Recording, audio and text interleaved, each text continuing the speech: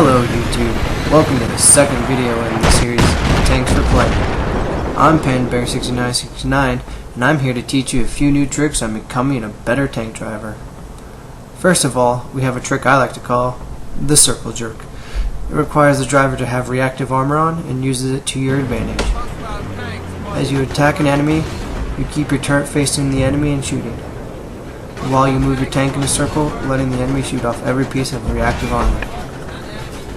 This can give you an extra 3 hits, but make sure to turn quickly so you don't get an extra shot off on the more vulnerable sides and back. It is tough to get used to, but can be key in a fight against a good tank driver, or even the scales when they get the first shot on you. Next we have Engineers Must Die. Everyone knows engineers can carry a tank in battle, and if you're alone in a tank, can't seem to kill a tank because of engineers, this is a useful tip to kill those pesky soldiers. Tanks have a small gap in the middle between the ground and the tank. If shot right, you can put a tank shell right under that gap and hit the engineer repairing the enemy vehicle right behind it. This will help you win over a stalemate or give you a chance against a tank with a repairman. This section is about the usefulness of the cancer shell. It is one of my favorite attachments to use for tanks because it gives another deadly attack to use against soldiers. It is literally a giant shotgun blast that does not seem to be affected by bullet drop. It is a point-click dead weapon. Cancer shells have the amazing and somewhat overpowered ability to snipe. All you need to do is aim the reticle onto the enemy and shoot. You can one-hit enemies beyond the rendered line of sight on the 360.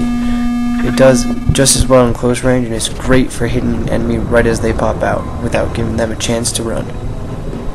It is also useful to kill multiple targets because you have 2 killing weapons, which is good when an engineer or support comes running at you after you have fired your main shell. A problem with 360 controls for tanks is the turn speed. The turret turns very slowly, which makes it hard to hit helicopter strafing or to hit enemies running around the tank. One trick that I have learned to turn quick is to turn both the turret and the main tank at the same time. You can see the extra speed in which the turret turns from the first time to the second time. It is a necessary thing to do in order to hit troops quicker.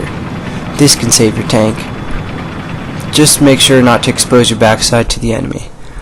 I could say these tricks are very helpful, and if used appropriately, they can make you a much better tank driver. Now here's some gameplay.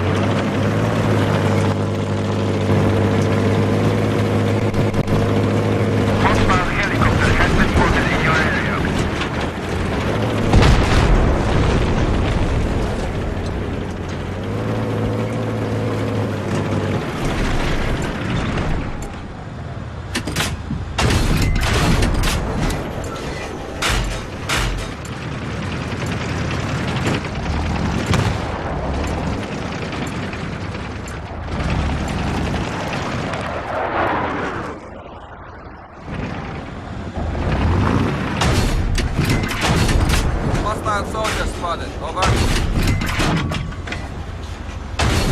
Objective secured.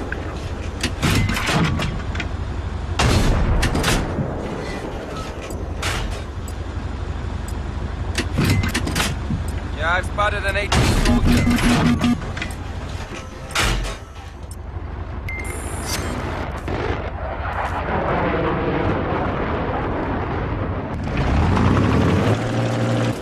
Enemy soldier spotted in your AO. Enemy soldier spotted in your AO.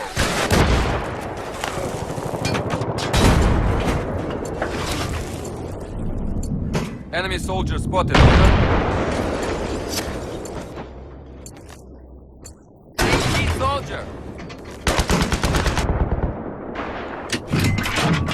Be advised, we spotted a hostile sniper.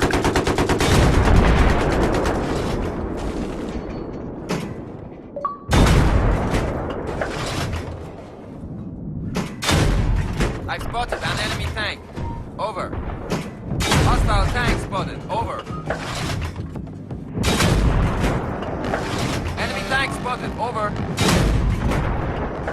Enemy tank spotted. Over.